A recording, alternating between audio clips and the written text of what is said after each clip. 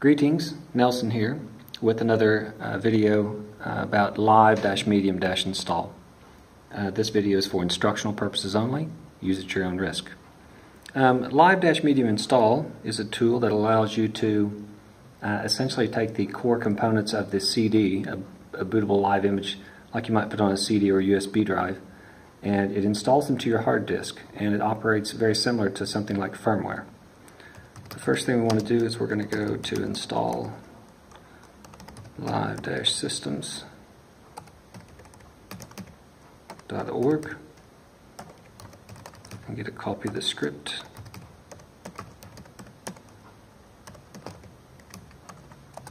Okay. I am using a DNS overload and I only have the 7.2 image. So I'll change that real quick. And then we'll make the script executable. And then we'll launch the script. We only have the GNOME desktop internally for testing. That's the default AMD 64, which is what we need for our test here today. I do not need to include the non-free package repositories. And I do not want persistence. Persistence is what you would use if you wanted your changes to survive a reboot. So it acts with essentially like firmware with a layer of persistence on top. But I don't want that here. I changed that image number so it matches my overload here and what image I do have to demonstrate this with. And here is the possible partitions on this drive. On this system that we could use, and we're going to use SDA on this, so it is the selected target. You get the warnings you are doing something potentially harmful. Again, use at your own risk and pay attention to the prompts.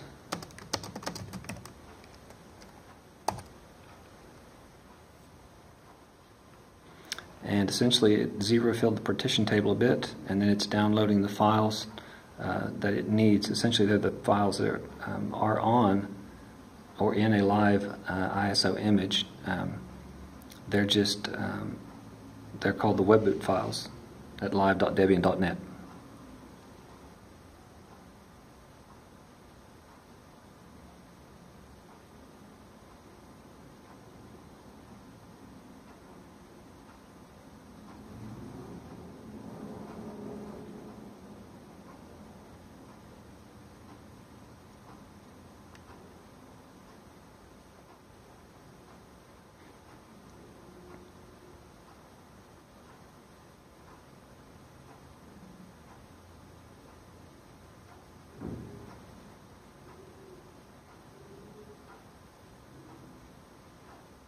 And it says it's got about 40 seconds left.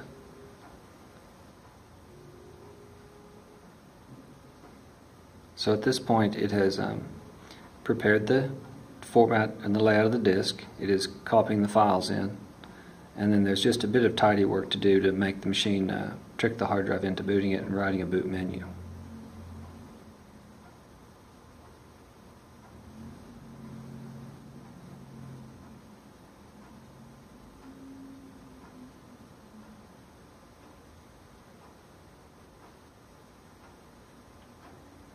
And it looks like we're about done with this. This is the largest file, and here we've prepared the machine to work and boot. And essentially now we've done an install.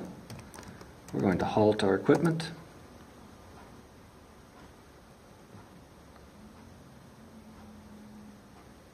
Prompting us to remove the key.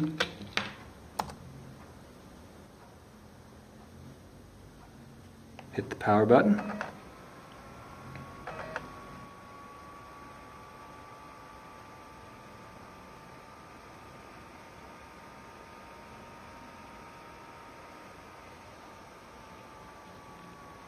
Move my camera back a bit, maybe you can see the whole desktop.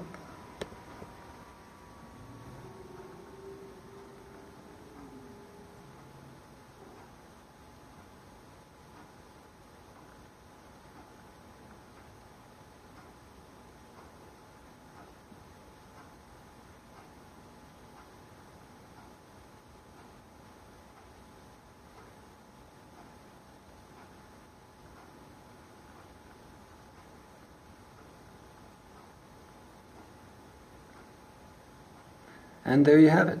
We have essentially booted the machine, and it has a layer of Linux on it which acts like firmware.